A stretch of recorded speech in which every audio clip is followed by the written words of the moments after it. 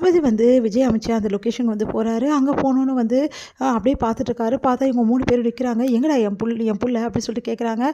அதுக்கு வந்து இங்கே பார், இதுதான் கடைசி உனக்கு. இதுக்கப்புறமா காவேரி குடும்பத்தில் எந்த பிரச்சனையும் நீ பண்ணக்கூடாது. உன்னால் காவேரி குடும்பத்துக்கு எந்த ப்ராப்ளமும் வரக்கூடாது. அப்படி வந்துச்சுன்னு இதுக்கு மேலே விளைவுகளை நீ வந்து சந்திக்க வேண்டியது இருக்கும் அப்படின்னு சொல்லிட்டு எப்படா அப்படி சொல்லிட்டு அனுப்புகிறாங்க ராகவ தட்டு மாதிரி ஒரு ஓடி வந்து பிடிக்கிறாரு. உனக்கு ஒன்றும் இல்லைடா அப்படின்னோடனே ஒன்றும் இல்லை அப்படின்னு உங்களெல்லாம் நான் சும்மா விட மாட்டேன்டா. நீங்கள் பண்ணதுக்கெல்லாம் எல்லாத்துக்கும் திருப்பி கொடுப்பேன்டா அப்படின்னா திருப்பி கொடுக்கணுன்னா உன்னால் முடிஞ்சால் திருப்பி கொடுத்துக்கோ. ஆனால் எக்காரனை கொண்டு வந்து இதுக்கப்புறம் வந்து அவங்க வீட்டை வந்து கை வைக்கணும்னு நினச்சிங்கன்னா காவேரி வீட்டை நாங்கள் இருக்கோண்டா அப்படி சொன்னோன்னே அப்படியே பார்த்து டென்ஷனாகி அவங்க பிள்ளைய கூட்டிகிட்டு போகிறாரு. இங்கே 3 பேருமே வீட்டுக்கு வராங்க. வீட்டுக்கு வந்தோடனே எல்லாருமே அதிர்ச்சியாக பார்த்துட்ருக்காங்க. உடனே சாரதா வந்து ஏன்ப்பா இப்படிலாம் பண்ணீங்க, இதனால் உங்களுக்கு எதாவது பிரச்சனை வந்தால் என்ன பண்ணுறதுன்னு கேட்குறாங்க. ஏன் அத்தை இப்படிலாம் பேசுகிறீங்க, இங்கே பாருங்கள், எக்காரனை கொண்டு வந்து உங்களுக்கு நாங்கள் செய்ய வேண்டிய கடமை இருக்கத்த, உங்களுக்கு நாங்கள் பையனாக வந்து யோசிச்சு தான் இதெல்லாம் பண்ணோம் அப்படின்னு சொல்லிட்டு 3 பேரும் சொல்லிட்டு இருக்காங்க. சாரதாவும் நெகிழ்ச்சி அடைகிறாங்க. சேர்ந்து இவங்க பண்ண விஷயத்தை எல்லாத்தையுமே வந்து பற்றி பேசிகிட்டு இருக்காங்க. இதை பார்த்து கங்காவுக்கு வயிறாக எரியுது. பார்த்தா விஜய் தான் இதுக்கெல்லாம் காரணம், நாங்கள் 2 பேர் கூட சப்போர்ட்டாக தான் இருந்தோம், விஜய் தான் இதுக்கெல்லாம் வந்து எல்லாமே ஸ்கெட்ச் போட்டு கொடுத்தாரு அப்படின்னு சொல்லிட்டு இருக்காங்க 2 பேருமே. இதெல்லாம் கேட்டு கங்கா செமைய டென்ஷன் ஆகி இவ்வளோ ரிஸ்க் ஏற்றி பண்ணியிருக்காரு, கடைசியில் விஜய் தான் காரணம்னு சொல்லிட்டு இவங்க 2 பேர் சொன்னதால எல்லோரும் விஜய் அப்படியே பாராட்டுறாங்களே அப்படின்னு சொல்லிட்டு டென்ஷன் ஆகுறாங்க. கங்கா வீடு வந்து கைக்கு வந்ததால் வந்து ரொம்ப சந்தோஷமாக வந்து எல்லாருக்குமே வந்து பார்த்து செஞ்சிட்ருக்காங்க. சாரதா இந்த சூழ்நிலை அங்கே வராங்க. நம்ம வந்து யமுனா வந்து இந்த மாதிரி அவங்க அத்தை திட்டினாங்க, அதனால் வந்து வீட்டில் ஒரே பிரச்சனை அப்படின்னு சொல்லிட்டு இருக்காங்க. இதுக்கெல்லாம் காரணம் வந்து விஜய் தான் அப்படின்னு சொல்லிட்டு விஜயை செமையாக திட்டிகிட்ருக்காங்க. ஏன் இப்படிலாம் பண்ணீங்க, தேவையில்லாமல் வந்து நிவினை எதுக்கு இதில் சேர்த்திங்க, நிவினை இதில் சேர்த்ததால எவ்வளோ பிரச்சனை தெரியுமா, எங்கள் குடும்பத்துக்குள்ளே அவ்வளோ பிரச்சனை ஆச்சு.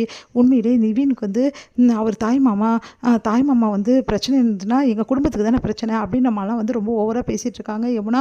அதெல்லாம் கேட்டு வந்து சாரதா செம்ம டென்ஷன் ஆகிடுறாங்க. என்ன நினச்சிட்ருக்க, ஓ அவங்கெல்லாம் உன் சொந்தக்காரங்க, அப்போ நாங்கள்லாம் யார் அப்படி சொல்லிட்டு கேட்குறாங்க. அது வந்துமா எவ்வளோ தைரியமாக தான் இந்த மாதிரி வார்த்தையெல்லாம் வந்து சொல்லிட்டுருப்ப, அந்த தம்பி எவ்வளோ நல்ல விஷயம் பண்ணியிருக்கு, இவ்வளோ நாள் இருந்துமே வீடை வந்து அப்படியே என் கண் எதிரவே வந்து என் வீடு பறி போச்சே, அன்னைக்கு நீ எங்கே போயிருந்த அப்படின்னு சொல்லிட்டு கேட்குறாங்க. அதை கேட்டுட்டு யமுனா அமைதியாக இருக்காங்க. என்ன நினச்சிட்ருக்க, உன் விஷயத்துக்கு பேசலாம்னு நினச்சிட்ருக்கியா, அந்த தம்பி இதுக்கப்புறம் ஏதாவது பேசினேன் நான் நல்லவளாக வெறுக்க மாட்டேன் சொல்லிட்டேன், ஓவராக பேசிகிட்டே போகிற, கொஞ்சம் கூட மரியாதை இல்லாமல் விஜய்னு மூச்சுக்கு 3 தடவை சொல்கிற, அவர் உனக்கு மாமா தானே, அப்போ வந்து மாமான்னு சொல்லி பேசிட்டு இருந்த, இப்போ உனக்கு தேவையில்லைன்னு விஜய் ஆயிடுச்சா அப்படின்றாங்க.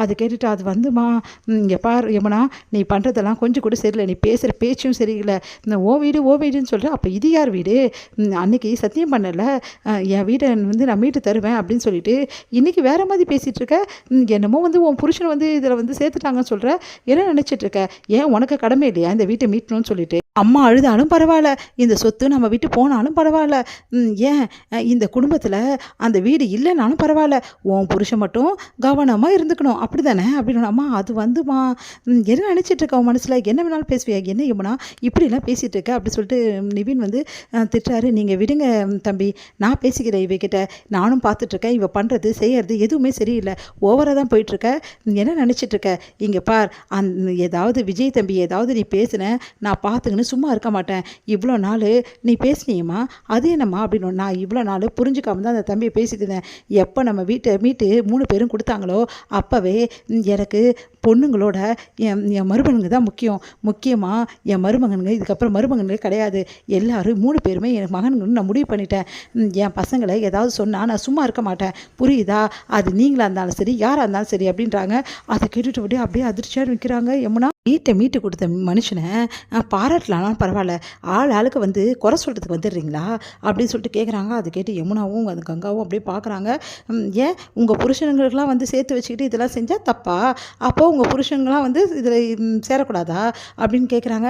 அதுக்கு அது வந்துமா கங்காவும் அப்படி தான் சொல்லிகிட்ருக்கா, எதுக்காக மாமாவை சேர்த்திங்கன்னா அதே மாதிரி நீயும் வந்து சொல்லிகிட்ருக்க, என்னடி நினச்சிட்டு இருக்கீங்க 2 பேரும், இந்த வீட்டு அவங்க ஒன்றும் எடுத்துன்னு போயிட போகிறதில்ல, எல்லாருக்கும் சேர்த்து தானே இந்த வீட்டை வந்து மீட்டு கொடுத்துருக்காங்க, அதுக்காக அந்த தம்பியை அவ்வளோ பேச்சு பேசுகிறீங்க, என் முன்னாடி அந்த தம்பி ஏதாவது பேசுகிறீங்கன்னா உங்களை சும்மாவே விட மாட்டேன் அப்படின்றாங்க.